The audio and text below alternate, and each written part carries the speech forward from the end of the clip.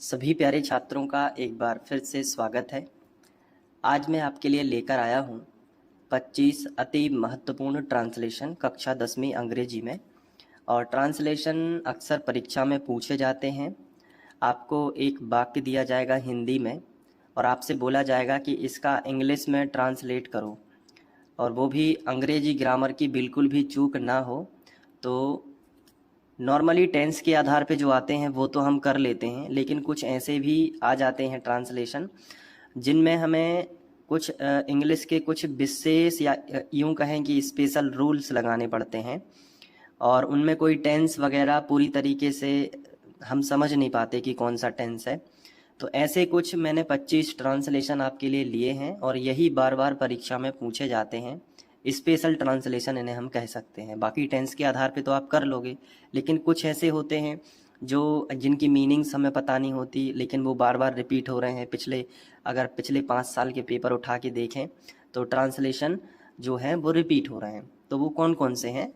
मैंने आपके सामने सारे ट्रांसलेशन रखे हैं और इनको अच्छे से लिख लेना। मैं इनको एक एक करके आपके सामने ही ट्रांसलेट करूँगा, तो अच्छे से एक जगह लिख लेना। इनमें से ज़रूर आपको एग्ज़ाम में आ सकता है, ठीक है।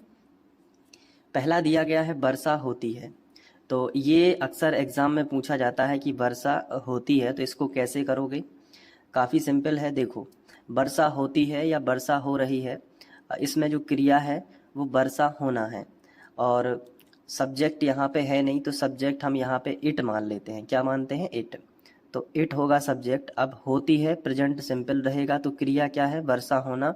वर्षा होना को इंग्लिश में कहते हैं रेन, तो RAIN, रेन हो जाएगा। अब चूंकि सब्जेक्ट ही सी इट रहेगा तो क्रिया में SES या IES लगता है, तो रेन में लगेगा S, तो इट रेन्स। ये ट्रांसलेट इसका हो जाएगा और आपका यहाँ पे 1 नंबर पक्का हो जाएगा। इसके बाद आपको दिया जाएगा कि सूर्य पूर्व से उदय होता है। सूर्य जो है वो पूर्व से उदय होता है और अस्त होता है, इसमें भी पूछा गया है कई बार। तो कैसे लिखोगे? देखो, सूर्य, सूर्य एक ही है ना ब्रह्मांड में, तो उसमें दा लगेगा, तो दा सन लिखोगे आप। सब्जेक्ट क्या है? कौन उदय हो रहा है? सूर्य उदय हो रहा है, तो दा सन, ठीक है। दा सन लिखोगे आप। फिर क्रिया क्या है? उदय होता है, प्रेजेंट सिंपल है, ता है, ती है, ते है। उदय होना, उदय होना मतलब राइज होना, तो इंग्लिश में बोलते हैं RISE, राइज, ठीक है। तो राइज। अब हमें क्या करना है? प्रेजेंट सिंपल है तो सब्जेक्ट के हिसाब से SES या IES लगाना है। द सन, चूंकि ये एक वचन है इसलिए यहाँ पे S लग जाएगा, ठीक है। मतलब अगर कोई एक ही चीज है जो एक वचन का बोध कराती है तो क्रिया में S लगा देना, तो राइजेस हो जाएगा। तो द सन राइजेस। और पूर्व से यानी कि पूर्व दिशा में, तो इन द ईस्ट लिखना हमेशा। इन द ईस्ट, जब भी कोई चीज पूर्व दिशा में है तो लिखेंगे इन द ईस्ट। ईस्ट यानी पूर्व, है ना, EAST। तो the sun rises in the east, इसको भी ध्यान रखना, बिल्कुल भी ग्रामर की मिस्टेक नहीं करना है। तीसरा है कि तेल पानी पर तैरता है। तो ये काफी बार आ चुका है, तो इसका कैसे लिखोगे? देखो, तेल में कभी भी जो भी मटेरियल होते हैं उनमें कभी भी दा नहीं लगता, तो इसको ऑयल ही लिखेंगे। कैपिटल O बनाना पहले, O, और इसके बाद I, और यहाँ पे आ जाएगा L, तो ऑयल। अब इसमें क्रिया क्या है? तैरना। तो पानी के ऊपर जो कोई भी चीज तैरती है उसे फ्लोटिंग बोलते हैं, या फ्लोट क्रिया के साथ अपन लिखते हैं। तो यहाँ पे तैरता है प्रेजेंट सिंपल है, तो यहाँ पे आएगा फ्लोट, FLOAT, फ्लोट क्रिया है। लेकिन एक वचन है ना तेल, इसलिए यहाँ पे क्या आ जाएगा? S, तो फ्लोट्स, ठीक है। Oil floats. अब पानी पर यानी ऑन द वाटर, तो ऑन, ऑन के बाद लगेगा द, ऑन, और ऑन वाटर लिखेंगे, द लगाने की जरूरत नहीं है, तो ऑन क्या लिख देंगे? WATER, वाटर, ठीक है, ऑन वाटर। इसके बाद देखो, हमें यातायात के नियमों का पालन करना चाहिए, तो इसमें कैसे हम लिखेंगे? हमें यातायात के नियमों का पालन करना चाहिए। देखो, ये कोई टेंस नहीं है, ये करना चाहिए, चाहिए वाले वाक्य हैं, तो शुड से हम इनको दिखाते हैं। तो हमें सब्जेक्ट है तो हम लिखेंगे वी, और क्रिया क्या है? चाहिए वाला वाक्य है तो शुड लगेगा, SHOULD, शुड, ठीक है। अच्छा, शुड कब लगता है? मतलब आपकी इच्छा है, यातायात के नियम का पालन करो या ना करो, तो शुड लगना है। मतलब जो चीज़ हमें कुछ संस्कार टाइप दिखाती हो कि आपके संस्कार जिसमें आ रहे हो कि ऐसा करना चाहिए, फिर आपके ऊपर है, नहीं करोगे यातायात के नियमों का पालन तो एक्सीडेंट हो जाएगा। तो लेकिन करना चाहिए, मतलब जो सामाजिक चीज़ें बताई जाती हैं वो शुड से बताई जाती है, तो वी शुड। अच्छा, पालन करना मतलब ओबे, ठीक है, या फॉलो, ठीक है, तो फॉलो कर देते हैं, फॉलो मतलब पालन करना, तो वी शुड फॉलो हो जाएगी क्रिया, ठीक है, फॉलो। और यातायात के नियमों को बोलते हैं द ट्रैफिक रूल, तो follow the traffic rule, traffic rules, क्योंकि बहुत सारे रूल्स होते हैं ट्रैफिक की, तो एस लगा देना रूल्स, तो we should follow the traffic rules. इसके बाद है कि ईमानदारी सबसे अच्छी नीति है, तो यहाँ पे भी आपको उसी तरीके से करना है, ईमानदारी यानी ऑनेस्टी। तो कहाँ से स्टार्ट होगा ऑनेस्टी? एच से शुरू होगा। कई बच्चे सोचते हैं कि ऑनेस्टी शुरू हो रहा तो ओ से शुरू होगा, नहीं, इसकी स्पेलिंग याद रखना। यहाँ पे आपको इस तरीके से लिखना है, मतलब ईमानदारी जो होती है उसकी स्पेलिंग याद ही कर लो, ऑनेस्टी, इस तरीके से। हॉनेस्टी लिखा है लेकिन ऑनेस्टी पढ़ते हैं इसको, ठीक है, तो honesty is the best policy, ईमानदारी सबसे अच्छी नीति है, तो ऑनेस्टी इज़ द बेस्ट, और नीति मतलब पॉलिसी, ठीक है, बेस्ट और पॉलिसी, तो पॉलिसी की स्पेलिंग कैसी होगी? POLIC, पॉलिसी, ठीक है, honesty is the best policy. इसके बाद है कि कृपया दरवाज़ा बंद कर दें, तो कृपया दरवाज़ा बंद कर दें, तो कृपया मतलब होता क्या है? प्लीज़, PLEASE, ठीक है, प्लीज़, ठीक है, प्लीज़। अब क्या बंद करना है? दरवाज़ा, तो बंद करना मतलब शट, तो SHUT, शट, प्लीज़ शट। और डोर, प्लीज़ शट दो डोर, या फिर द डोर भी लिख सकते हैं, मतलब वो दरवाज़ा जो मैं कह रहा हूँ, ठीक है, तो विशेष दरवाज़ा ही बंद करना, तो प्लीज़ शट द डोर, ठीक है, तो प्लीज़ शट द डोर, ऐसे अपन इसको लिख सकते हैं।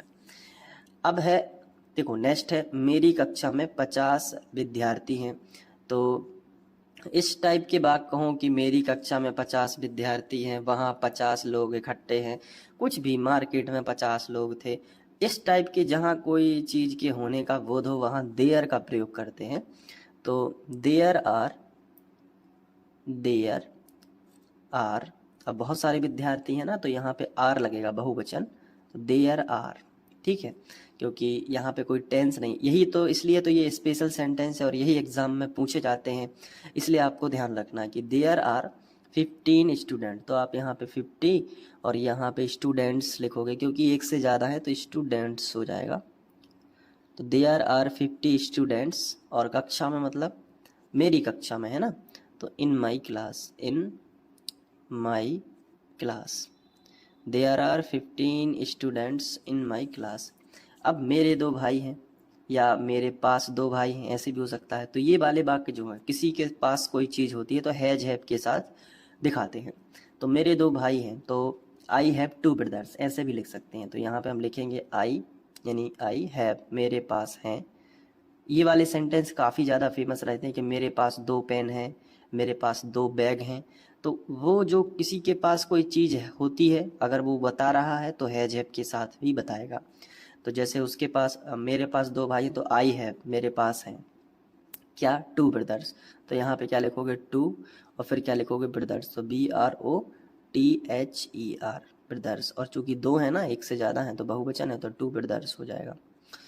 तो ये होता है। फिर इसके बाद शोर मत करो, ये भी कई बार एग्जाम में पूछा गया है कि शोर मत करो, ये कैसे आप मतलब बनाओगे?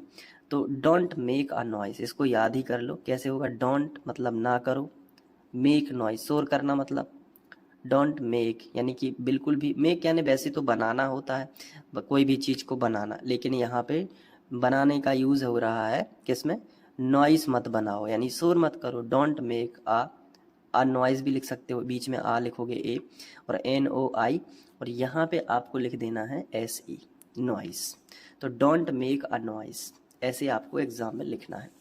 इसके बाद ये भी कई बार पूछा गया है एग्ज़ाम में कि आपकी उम्र क्या है, तो इसको भी बड़ी आसानी से बना सकते हो। यहाँ पे पूछा गया, पहली बात तो एक बात याद रखना, क्वेश्चन मार्क जब भी यहाँ पे हिंदी में लगा है तो अंग्रेजी में भी क्वेश्चन मार्क ही लगेगा, आपकी उम्र क्या है, तो यहाँ पे पूछ रहा है तो हाउ मतलब यहाँ पे कोई भी उम्र पूछते हैं तो उम्र के लिए ऐसे ही सेंटेंस यूज़ करना है कि हाउ आर, या फिर how old are you, how old are you. ठीक है, आर यू उम्र पूछने के लिए इस सेंटेंस यूज़ होगा। हाउ ओल्ड मतलब आप कितने पुराने हो, या फिर आपकी उम्र कितनी है, हाउ ओल्ड आर यू। ठीक है, कुछ मीनिंग्स होते हैं जो आपको अजीब लगेंगे कि यहाँ पे पुराना हो गया, यहाँ पे उम्र पूछा है तो एज क्यों नहीं लिखा। तो ऐसे ही सेंटेंस आपको इंग्लिश में यूज़ होते हैं। हिंदी का ये यूज़ होता है आपकी उम्र क्या है, इंग्लिश में होता है हाउ ओल्ड आर यू। तो कुछ चीज़ें आपको डायरेक्ट ही पता होनी चाहिए। जैसे ये वाला भी सेंटेंस कई बार पूछा गया कि तैरना एक अच्छा व्यायाम है। तो एक्चुअली में ये होना क्रिया के वाले जितने भी वाक्य हैं वो हैं तैरना एक अच्छा व्यायाम है। तो swimming is a good exercise, इसको अपन लिखेंगे तो स्विमिंग SW फिर IM। कई बच्चे यहाँ पे कंफ्यूज रहते हैं कि M को डबल करना है कि नहीं करना है, तो M को डबल करना है फिर ING लिखाना। तो स्विमिंग फिर आप लिख सकते हो इज़, फिर लिखोगे फिर लिखोगे गुड और फिर लिख दोगे एक्सरसाइज। तो swimming is a good exercise. Clear है कि नहीं, कर लोगे कि नहीं। इसके बाद क्या लिखोगे, मैं अंग्रेजी बोल सकता हूँ। तो मैं अंग्रेजी बोल सकता हूँ तो आई कैन, कोई भी चीज़ किसी भी चीज़ की क्षमता बताता है कि ये वो कर सकता है वो कर सकता है, तो सकता शब्द मतलब कैन। तो आई कैन, और अंग्रेजी बोलना मतलब स्पीक, बोलना मतलब क्या होता है स्पीक, तो आई कैन स्पीक और फिर क्या हो जाएगा इंग्लिश, तो ENGLISH। तो आई कैन स्पीक इंग्लिश। तो ये 12 अभी तक मैंने बता दिए हैं। आगे बढ़ते हैं।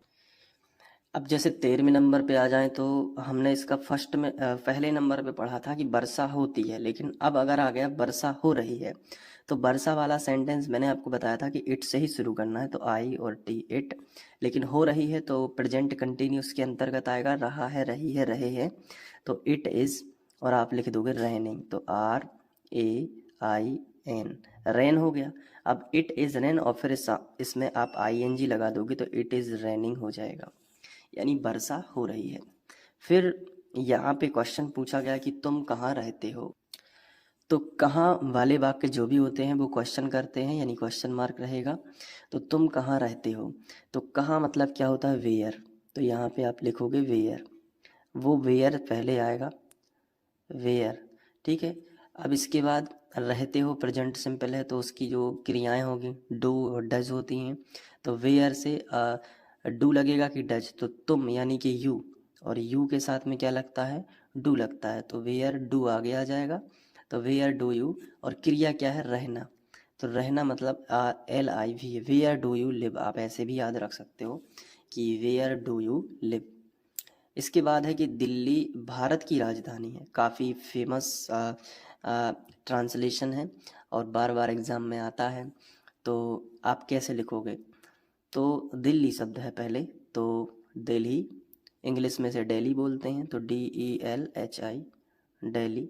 ठीक है, Delhi is the capital, is the capital. ठीक है, capital, Delhi is the capital. फिर आप क्या लिखोगे ऑफ इंडिया, ऑफ इंडिया यानी कि दिल्ली भारत की राजधानी, तो Delhi is the capital, capital मतलब राजधानी किसकी है ऑफ इंडिया की है। अब फिर से मैंने आपको बताया कि वर्षा वाला सेंटेंस काफ़ी महत्वपूर्ण है, ये हर टेंस में फ्लैक्चुएट होके आता है। जैसे यहाँ पे इन्होंने कहा है कि वर्षा हो चुकी है, अब चुका है चुकी है चुकी है, present simple, present continuous, present perfect और प्रेजेंट परफेक्ट कंटिन्यूस, 4 टेंस होते हैं ना, इसमें से ये तीसरे नंबर वाले टेंस का है प्रेजेंट परफेक्ट, हो चुकी है। तो इट के साथ लग जाएगा हैज, है में से हैज लगेगा, इट हैज़, और वर्षा हो चुकी है तो RAIN, ये होता है रेन। अब इसमें जो है अपन को इसका थर्ड फॉर्म लिखना है तो ED बस लगा देंगे तो थर्ड फॉर्म हो जाएगा, तो इट हैज़ रेन्ड। मेरे पास 4 पेन हैं, देखो मैंने बताया था ना कि किसी के पास कोई पेन है या कुछ भी है तो वो हैज हैव से बताते हैं। तो मेरे पास 4 पेन है तो आई, और मेरे पास है ना कुछ चीज़ तो हैज हैव लगाते हैं, तो आई के साथ में क्या लगता है हैव लगता है, तो आई हैव और 4, तो 4 और पेन, आप चाहो तो 4 ऐसे भी लिख सकते हो FOUR 4, और उसके बाद पेन तो PEN पेन हो जाएगा। यह एक किताब है, आप ऐसे लिखते यह एक किताब है तो आप क्या लिखोगे दिस इज अ बुक, यह एक किताब है तो क्या लिखोगे आप लिखोगे this is a book, this is a book. इसके बाद आप लिखोगे मुझे जाना है। देखो, मुझे जाना है या मुझे जाना पड़ेगा, जब कहीं कोई मजबूरी बताई जाती है तो भी हैव का प्रयोग होता है। तो I have to go, I have to का प्रयोग होता है। मजबूरी बताने के लिए क्या, हैव टू का प्रयोग होता है। जैसे मुझे जाना है तो उसकी मजबूरी है, उसे जाना है, तो आई हैव टू, यानी मुझे जाना पड़ेगा, आई हैव टू गो। ठीक है। इसके बाद 20वां है कि अध्यापक कक्षा में पढ़ा रहे हैं। तो ये तो सीधा सा टेंस ही है। तो टीचर, अध्यापक मतलब क्या होता है, टीचर। टीचर के साथ में क्या लगेगा, इज, टीचर इज। पढ़ाना मतलब टीच करना, तो teaching, TEACHING, teacher is teaching in the class. ठीक है, इनके बाद द, फिर इनके बाद ज़्यादातर केसों में द ही लगता है, तो इन द क्लास। ठीक है, teacher is teaching in the class. अब बाकी कुछ यहाँ पे सेंटेंस है, जैसे 21वें नंबर का, वे अपना घर बेच रहे हैं। तो दे, अब चूंकि रहा है रही है, तो they are, is am are सहायक क्रिया रहेगी, और क्रिया क्या है, बेचना, तो दे आर सेलिंग। अपना घर मतलब अपना शब्द जब भी आए सीधे कर्ता पे दौड़ो। कर्ता क्या है, दे का क्या हो जाएगा, देयर, तो THEIR, देयर। और होम, ठीक है, या घर, तो होम ही बोल सकते हैं, their home, they are selling their home. वह सत्य बोलती है। तो सी, ता है ते है, तो प्रेजेंट सिंपल, क्रिया क्या है, बोलना, स्पीक, सी स्पीक्स, एस लगेगा क्योंकि यहाँ पे एक वचन है, एक ही व्यक्ति है, एस लग जाएगा। सी स्पीक्स द ट्रुथ, क्योंकि सत्य एक ही होता है इसलिए द लग गया, TRUTH, truth. She speaks the truth. वह हिंदी पढ़ाती है, तो वह हिंदी पढ़ाती है, लड़की का बोध हो रहा है इसलिए सी लगेंगे, सी पढ़ाती है। सी टीच, TACH, टीच, लेकिन चूंकि प्रेजेंट सिंपल है तो AES और लग जाएगा, टीचेस, और हिंदी। ठीक है, ये हो जाएगा। उसने चाय पी ली है, उसने मतलब ही, पी ली है, या है, ई है, ये है, प्रेजेंट परफेक्ट, तो ही हैज़, चाय पीना, ड्रिंक नहीं लिखेंगे यहाँ पे क्योंकि चाय थोड़ी सी मात्रा में होती है, तो टेक यानी लेना, तो ही हैज़ टेकन, क्योंकि थर्ड फॉर्म लगेगा, और चाय मतलब टी, तो ही हैज़ टेकन टी। मैं अपने देश से प्यार करता हूँ, तो इसमें आप कैसे बनाओगे, आई लव। ठीक है, प्यार करना मतलब लव। ठीक है, अब चूंकि प्रेजेंट सिंपल है तो इसमें एस नहीं लगेगा क्योंकि यहाँ पे आई है, आई के साथ नहीं लगता। तो आई लव माई, अपना यानी कि माई, ठीक है, क्योंकि मैं करता है ना, तो अपना शब्द जब भी आए सीधे करता से पता चलेगा कि आई मी माई, तो माई है ना, मेरा देश है ना, तो माई कंट्री, COUNTRY, कंट्री। तो आई लव माई कंट्री। और इस तरीके से आप कंट्री लिख सकते हो या फिर आप लैंड लिख सकते हो। ठीक है, ये भी आप लिख सकते हो, तो आई लव माई कंट्री या लैंड। ठीक है, तो मैं अपने देश से प्यार करता हूँ। ये थे 25 महत्वपूर्ण ट्रांसलेशन जो परीक्षा में काफ़ी महत्वपूर्ण है। इनको एक जगह लिख के बहुत अच्छे से रिवीजन कर लेना, और चूँकि बार बार आप पढ़ोगे इनको, तो अगर आप ग्रामर थोड़ी बहुत भी जानते हो तो इनको तो आप करके ही आ जाओगे। और आपकी जो भी डिमांड है वो कमेंट में बताना कि इंग्लिश में आपको और क्या चाहिए, तो मैं पूरी कोशिश करूँगा उसको बनाने की। मिलते हैं नेक्स्ट वीडियो लेक्चर में, तब तक के लिए बाय, थैंक यू।